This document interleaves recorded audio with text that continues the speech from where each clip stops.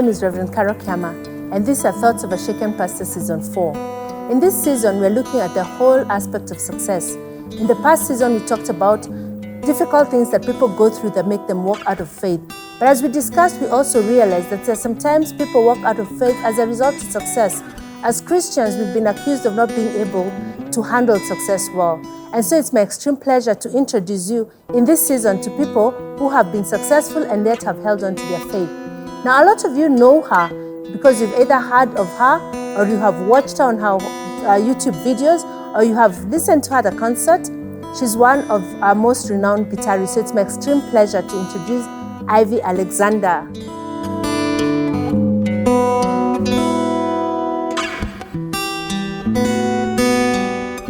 Welcome. Thank you. Such a pleasure to see you after so many years. Yes, it's been a while. It's been a while. Yes. So Ivy, music is your full-time career? Yes. Okay. So tell me a little bit about that. So I think music has always been in our family.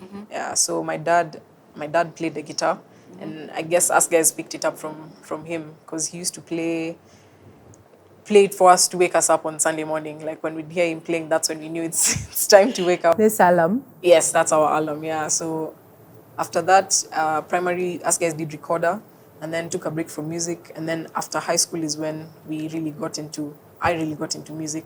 I started playing guitar because of church as well. I played at ICC, International Christian Center, the teens church, and also front runners. And then from there, I just say it took off. It took off for you. Yeah. And your brothers also play? My brothers play as well. Our eldest, Alfred, plays the keyboard. And Ian, he's my twin, he plays bass guitar. Wait, and your mom sings? And my mom sings. Well, so you're a whole full-fledged exactly, band. Yeah. That's so nice. I would love to be at your house during Christmas. Please, please do, yeah. So you're a Christian? Yes, I am. You've always been a Christian? Yes, since birth. Yeah. So when did you actually appropriate the faith for yourself? That realization came when I was in university.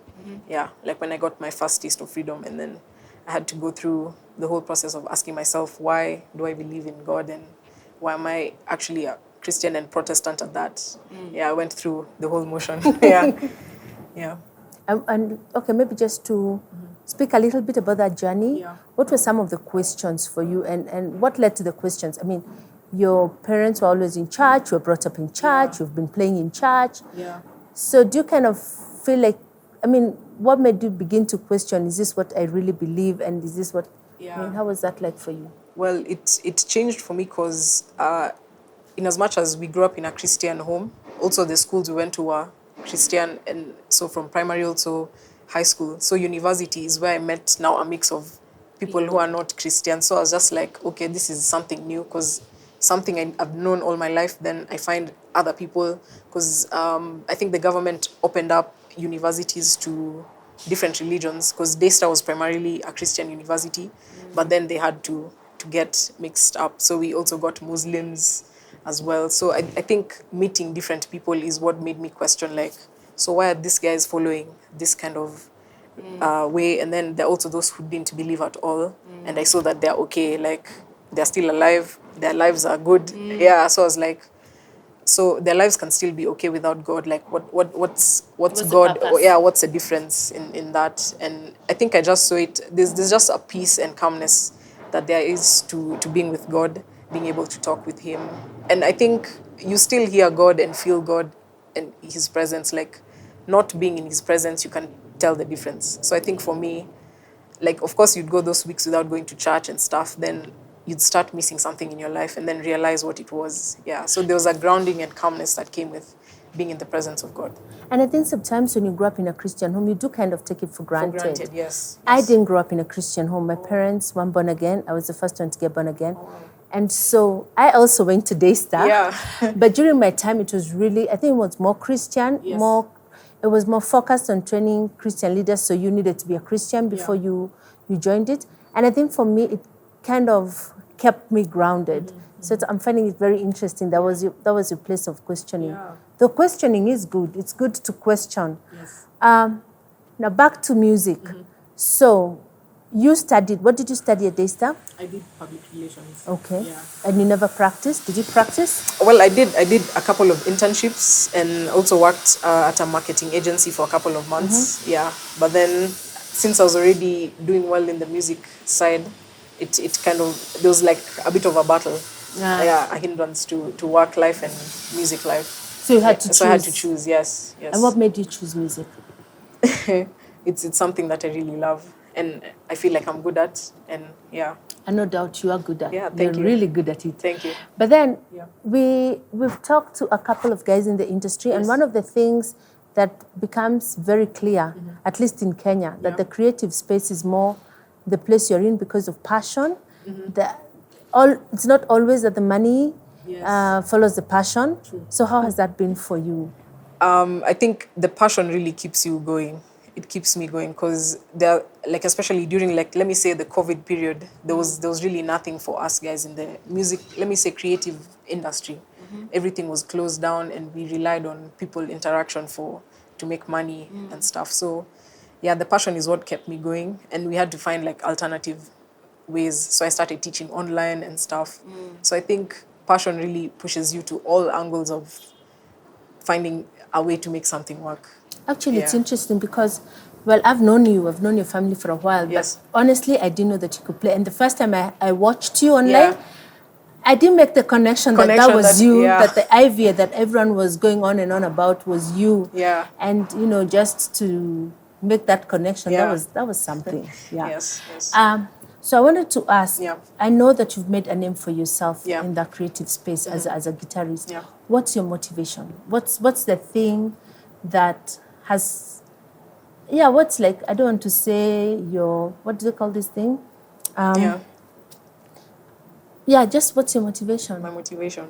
I don't want to use the word muse. No, that's it. It's a muse. No, but what's, where do you get your drive, what's your source of your creativity? My source, I'd say it's God, because my gift comes from Him.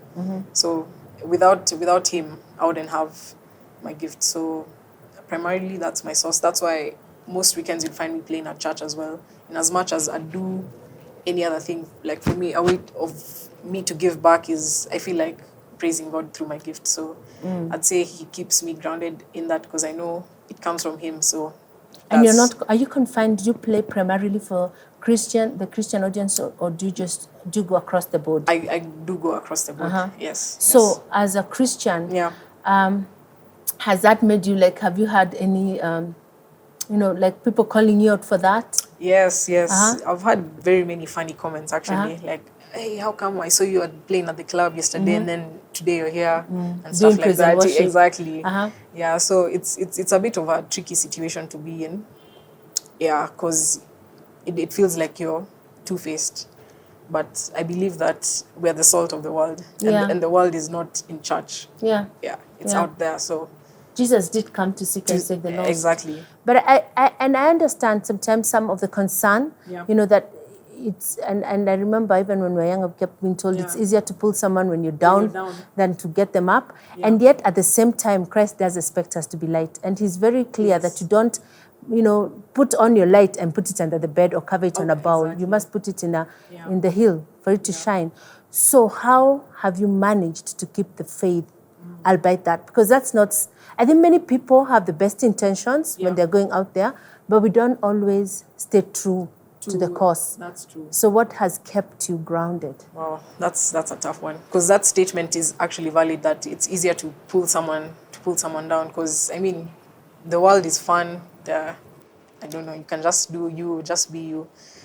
I'd say first of all, my background and family has kept me grounded, like always having someone to come back to and talk to and remind you that, okay, so you're playing out here, but do remember where you started from and where everything, like my source of everything is actually from God. So I'd say that also keeps me grounded. But also personally, I do believe in God. So I'd say it's also a personal effort to strive to stay on the straight and narrow.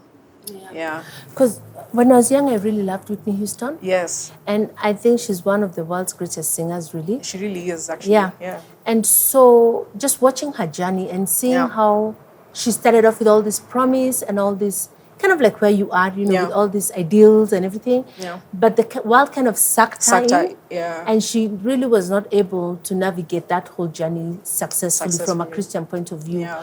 So from her story, I mean, what would you do different?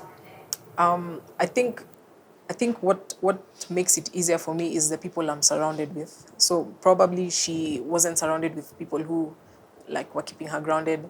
She probably had people who are driving her more to like the drugs and all that kind of stuff. But for me, I do have my family, my friends, and yeah. So you're really intentional about the people you keep. Yeah, exactly. Okay. Yeah, like I'll play out there. I'll still have friends out there, but I still know Who to listen to? Yes, exactly. Yeah, who's Yeah. on in the inner circle? Yes, yes. Have there been close calls? Close calls. Yeah. What are some of the struggles? I'm just imagining you're young, Yeah. you're beautiful, Yes. you're popular. Yeah. So what have been some of your struggles in this whole creative space as a Christian? As a Christian. Wow. I'd say I've been exposed a lot to drugs and alcohol. Yeah. Yeah, that's probably going to be the main one. And also, there's a lot of money out there. So the battle is between drugs, alcohol, money, how you're going to spend that. And yeah. Close calls, I would, because I'm really not interested in in drugs or alcohol. So yeah, I wouldn't say. But what's yeah. your carrot? You know, a friend of mine says we're like Oh, a there's- donkey, and there's always there's that always one a thing that carrot. there's always the carrot that the devil wants to dangle. Well, probably I'd say money. The money. Money, Yeah. So you'd end up doing, okay, not crazy, not like crazy stuff, but I don't know. There's just money. There's temptation. There's just temptation. Yeah. Yeah, there's also temptation, I guess, to play in places that places you otherwise wouldn't play, or to Yes, play for exactly. bands that you don't really agree with what they do. Yeah. So how have you managed to keep the testimony? Yeah, because out there, I know people do know Evie Alexander, but they also know Yeah. that she's a Christian. Yes. So how have you kept the testimony? Kept it in. As in, how have you just, you know, Yeah. we're not reading, you know, in the news lately, there's been all this craze about Christians who Yeah. speak one thing and go live another. and do- Yeah, Yeah. yeah. And then it kind of comes out, and then you're like, whoa, Pastor Carole, really? Really. Yeah, Oh, okay. Yeah. So how? Yeah, I think it's, for me, it's just that personal conviction of why I'm doing what I'm doing. Yeah, like I think my heart is always in the right place. I always pray for it to be in the right place and not get swayed. So I'd say that's mainly what That's mainly what has yeah, kept you yeah. standing. Yeah. When did you start doing music professionally? I've professionally played for about 7 years. Okay. Yeah. So if you were to speak now where you are, you know, Yeah. like if you're like on a mountain top, Yeah. I know there's still higher to go, but let's Yes. just, for purposes of now, Yeah. let's talk about you being in the summit. Yeah. And looking back 7 years ago to your younger self, what are some of the things you would tell her? What are some of the things that you'd advise her to watch out for? Right. I think being focused and being disciplined and content with where you're at in life. Because we have this tendency of once you get an opportunity, you always want to find different ways of getting like instant gratification. And sometimes that, in the long run, that does nothing for you. So I think just being content with where you're at and discipline and just Discipline, yeah. to keep playing. keep playing, yeah. Are there times when you have been tempted to quit? Tempted to quit your craft? Yes, for instance? so many times, especially when like I decided that I'm doing it full time, and then that's the time the money stops rolling in. Yeah, it was a bit scary. Yeah, but I don't know, God always came through in one way or the other. And I'd say especially COVID. I know I keep saying COVID, but COVID that's was a hard time. that's when I think our bubble was like burst to actually see that this thing can actually come to an end, and what are you going to do after that? Yes, so Because by 2019 ulikuwa umeshika kabisa. 2019 ilikuwa imeshika. I'd say it And was really then everything almost felt like it came crashing down. Yeah, so I was really tempted to quit because I hadn't finished school by then. So I was online, I was trying to finish, because now everything had moved online. That's when I actually finished uni, because I was in and out of uni, Playing. So playing, exactly. So that's when I was like, I might actually need this degree. So I finished got internship, got a job, and then now stuff started opening up again. Then I was like, okay, maybe it still does make sense. But I was really tempted to quit. And also besides that, the industry is a bit harsh on females. On ladies. What are some of the treatment that you felt they've treated you different because you're a woman? Like we always have to over-exert ourselves. I think as in any industry, like to prove that we actually can play in a band with maybe men exactly. When you enter, they just expect you to take the mic and start microphone, singing. like I remember I think I've said this story a couple of times, but there's a day I had gone for a particular rehearsal, and the artist saw me setting up because that particular band had another guitarist who was a guy, but for this particular event he was not available. So the MD of the band, the music director, called me up because we've played together before. It's like, hey, could you come fill in for this event? It's in 3 days and our guitarist is not available. So the artist saw me setting up and then just looked around the room and then asked, where's the guitarist? And I was there holding my guitar. I was just like, it's me. So yeah, that was harsh. It was harsh. A little bit uncomfortable. It was for the rest of the rehearsal, but I brought it. So and it was a lady, unfortunately, who said that. So like we face some of those things like day in, day out. Yeah. So you're continually having to prove yourself. To prove yourself, yes, unfortunately. And then comments like she's good because she's a girl and stuff like that. Like we're just not good because we can't be good.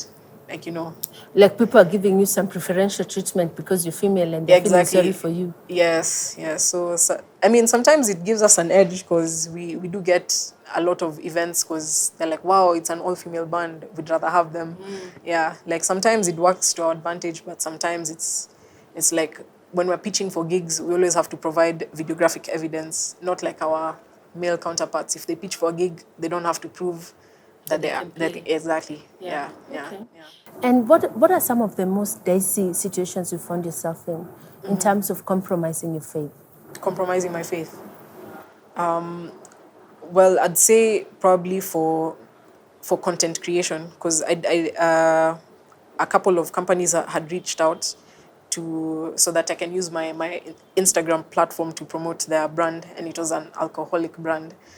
And I was weighing my options. I was like, that's why I was saying money. I was like, I could take the money and compromise what I've built all these years. Yeah, like by promoting an alcoholic brand. So it's been tricky. I eventually didn't take the job, but yeah, it was hard. It was like, I could. And they normally come when you're like flat broke. Exactly. It's like, and it's good money. Like it's a good six figure, and it's just for you to post pictures. You can have the drink there as you're playing and stuff like that. So it's really hard to choose between money and unfortunately most people are unable to make the decision. Yes. Sometimes the pressure or the need exactly supersedes the value. And just to hear that you chose the value, that is something to be applauded. I'm so proud of you. Thank you. Yeah, I'm proud of you. If nobody has told you that, then I'm proud of you. But I know it's not always been difficult. Yeah. I mean, you are salt. Yes. So what are some of your best salt moments? Times when you felt you got a chance to shine your light. To shine my light. Yeah. I'd say I think every big stage that I've been able to play at, like it's been God's favor that I've gotten to such places. Yeah, because there'd been so many other people who would have gotten those opportunities, but I think God chose to put me there for a reason. So I think there's a difference that I bring to wherever I'm placed. Yes. And not just recognizing that's a platform. Yeah. I'm big on platforms because I believe that our platforms are different. Yes. And God does places there for a reason. For a reason, exactly. And sometimes we can forget. Yeah. We can assume it's a gift, or we can get intimidated and it's a big stage. You don't want to say you're Christian. Yeah. One of the people that were interviewing this show was just sharing, and he said that, sometimes you feel like you're a fool because everybody thinks that, after a certain level of success, if you have enough money or enough education, then all these Christian shenanigans is really for losers or people who are needy. Who are really needy, yeah. Have you encountered that? I've never felt the need to denounce my faith. In fact, from the get-go, people usually always know that, she's that girl who goes to church or plays in church. But does it sometimes do you get those vibes like Really? Like, Okay, you yeah. still believe that? Okay, there are those people. Yeah, I have gotten a couple of questions where I'd had to let me say, what can I say? Not promote my faith, but stand as like why am I believing? Because I've met a couple of atheists and stuff.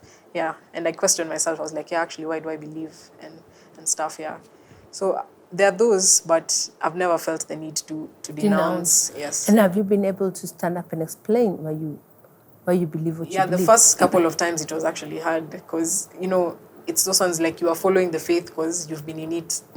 So You had never you had had never to had ask to yourself hard exactly questions. yeah. So I think now I'm at a better place to answer such questions like to anyone. Yeah. Yeah. Yeah. Oh, wow. Yeah. And so, what has kept you anchored? Yeah. I think that's a big question for each person who's successful and successfully held on to their faith. Yeah. What has kept you anchored? Because there's always be something. I mean, if it's a secular job, Yeah. then it's the pressure to be corrupt. For us pastors, sometimes it's the pressure to be politically correct. Yes. Because sometimes the Bible is not always politically correct. Yeah. I mean, there's sometimes it's quite countercultural sometimes. And just having to stand up for truth that's not popular, sometimes as a pastor, I sometimes feel pressure, And so for you, what has kept you anchored? What has kept you saying, I'm willing to pay okay, maybe before I ask that question, let me ask, what's the steepest cost that you have had to pay for choosing to remain a believer in your sphere of success? Wow. I think that would be maybe opportunities. Opportunities, yeah. Because there are those where, if it doesn't align with my values, I had to let go of them. And it was potentially a big payday, potentially like a good connection that would still be running until now. But yes, yeah. So what has kept you anchored? I'd just say my personal belief in what I stand for. Yeah. There's that first, and then everything else after: family, and then friends, the people I surround myself with. Okay. Yeah. So I think people just have to have that personal conviction in whatever you believe in. Yeah. Just it keeps you grounded and keeps you going. Like, why are you doing this? Because I believe this and this and this and this. Yeah. So talking to someone who's watching us and maybe they're struggling. Yeah. They're struggling to stand up, to be counted for their faith. Yeah. Because they feel that maybe I'm too successful or maybe I'm not successful enough. Yeah. What would you tell them? And you can speak to them. Speak to the camera. I'd say where you're at in life is you're there for a reason. Like, God put you there for a reason, and He would never let you down. And if you choose Him, I think you'd see the fruits, and things take time. So sticking by what you believe in is like planting and growing a tree or a garden. Like, you water it, and eventually blossoms. So I think there's more to look forward to at the end than instant gratification. So I'd say just continue with the faith. Continue holding on to faith. Yes. What's your favorite song? My favorite song? The one that, when things are really hard or when you're really happy. What comes up to your There's this song by Ty Tribbett called Chasing After You. It says, I'll forever be chasing after you. So in whatever season in life, He's forever going to be chasing after God, and I will also forever be chasing after God. Yes. What's your favorite verse? I'd say Philippians 4:6. In everything, through prayer and petition, present your request to God, and the peace of God, which transcends all understanding, will guard your heart and mind. Yeah, so exactly, yeah. So do not be, I think it starts with do not be weary or something. Yeah, yeah. So chase. Chase. Let Chase. me chase. Okay.